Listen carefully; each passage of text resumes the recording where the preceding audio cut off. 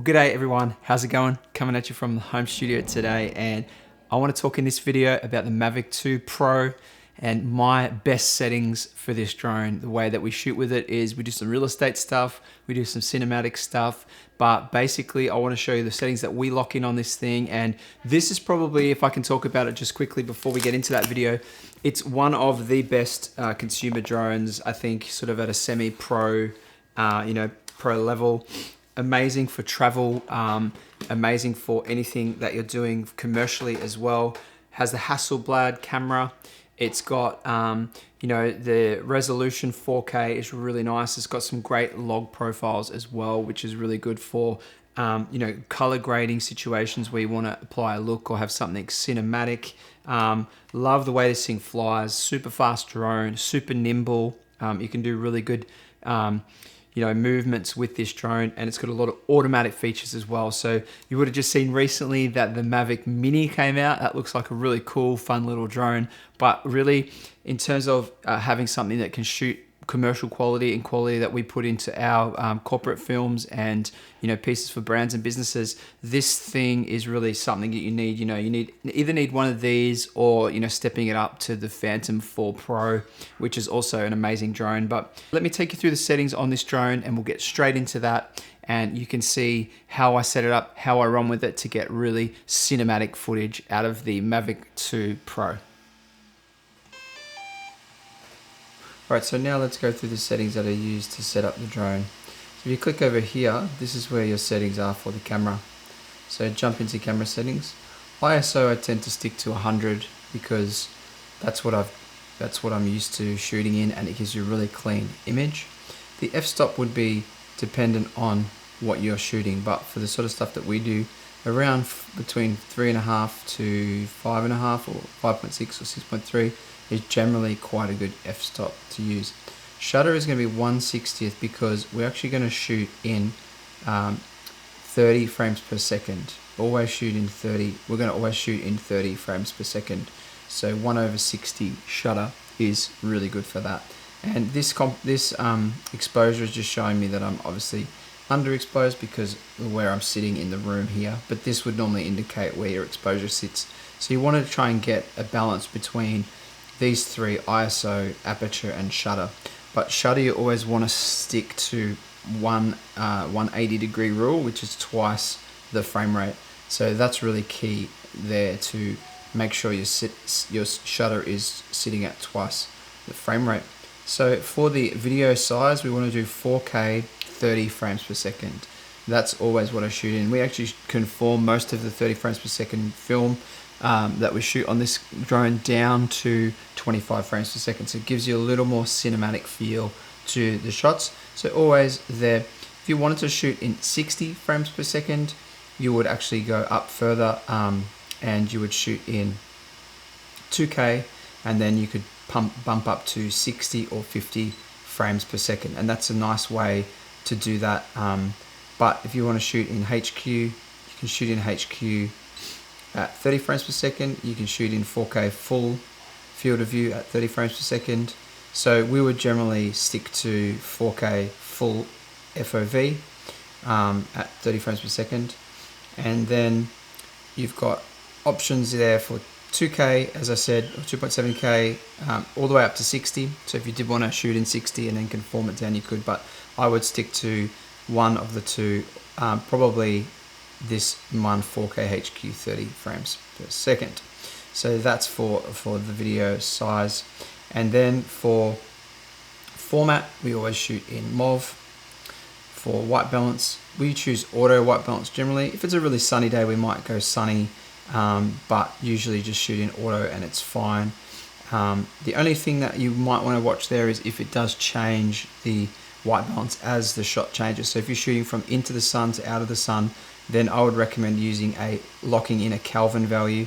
And the way to do that when you're setting up the drone would be to click auto, look at the monitor, what you're seeing, then choose custom and try and adjust the custom white balance to match what you're seeing on the auto or the other white balance function. That's the way that we would do it. I would press auto, look at what it's showing me, then I would go to custom and try and match what it's producing under auto. Usually outside it's going to be somewhere between 5 to 5,500 Kelvin, 5,500.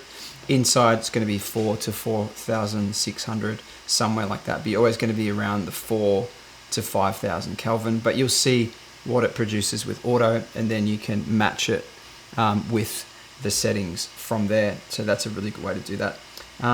The other thing, once you've got your white balance selected, is your style. This is basically what things you want to apply. We always just use standard. We don't apply anything on the footage itself. So you can do landscape or a soft, or you can do a custom there, but we don't do that. I know some people have some info out there about setting these and removing some of the sharpness and detail and things like that, but we keep that the setting as per normal. Color we keep as normal as well.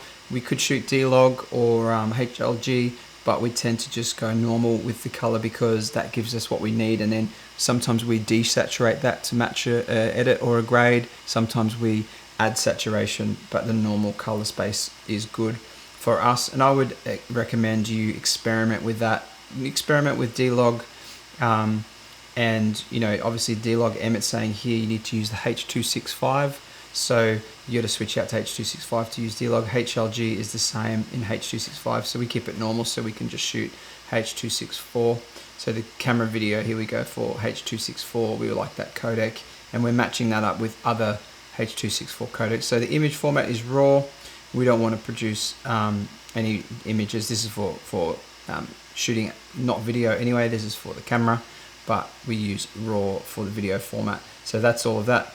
Now here we go for these other settings here. We set up the, put the histogram on. Generally speaking, we'll have the histogram on so we can see where our lighting sits as we're shooting with the camera. We will also do, we'll also have lock gimbal when capture is on and AFC mode is on. Overexposed will just show you zebras where it's overexposed. So we do tend to have that on as well when we're shooting, depending on what content we're shooting, but that's generally on to show us where things are overexposed in the shot. None of these on. Auto sync not on, we don't have that on. File index mode is continuous. Peaking threshold none. Storage location is on the SD card. You've got two cards in the Mavic 2 Pro. You've got an SD and an internal storage as well. So if you do fill up the SD, you can jump to the internal storage, which is a great feature as well.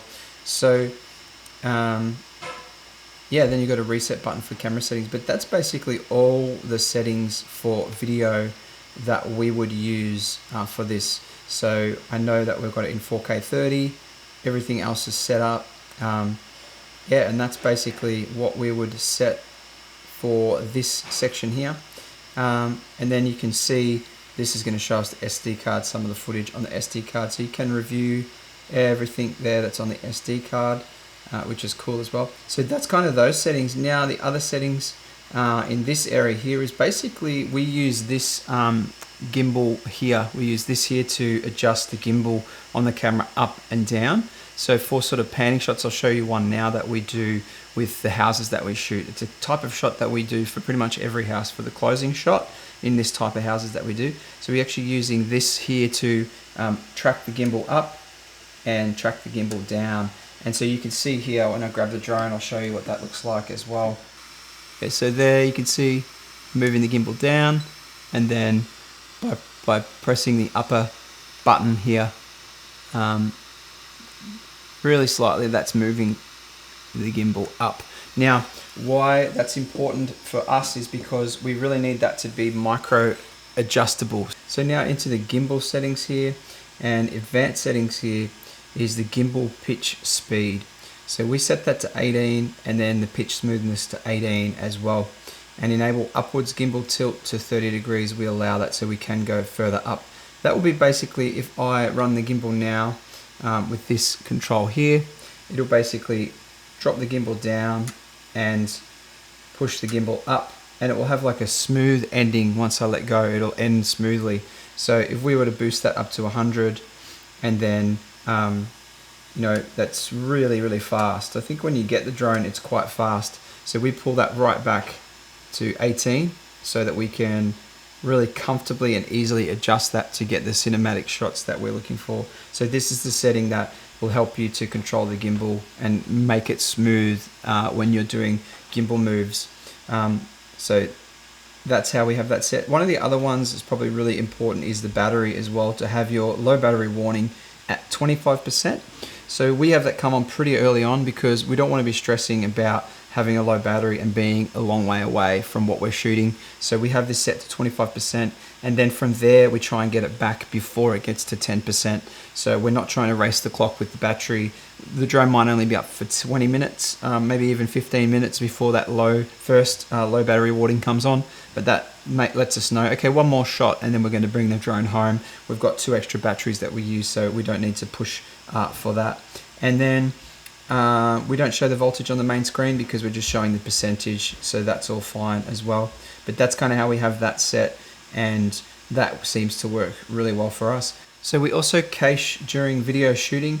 That allows us to quickly just review the footage back, and that's an awesome way that I can show the person, my client or whoever I'm with, just what footage, or if I've got someone else running the drone on the day, then they can show, you know, the person who's with them or me what they're capturing and what they've captured so far, to make sure we've got it all. So that's a really good setting to have on as well. It just gives you a really quick review of all the footage back on the camera.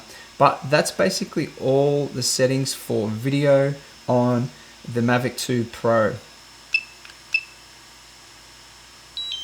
Thanks so much for watching, everyone. If you did get something out of the content, make sure you like this video, subscribe if you haven't already to the channel, because I'll be releasing more videos just like this one, and hit the notification bell if you want to be notified on any upcoming videos that I release. By the way, this is actually decaf because I'm cutting back to 1 coffee a day. So, but anyway, just drinking it because I was addicted and I want to feel like I'm drinking coffee, but it's actually pretty gross decaf. Anyway, thanks again. We'll see you in the next one. Bye for now.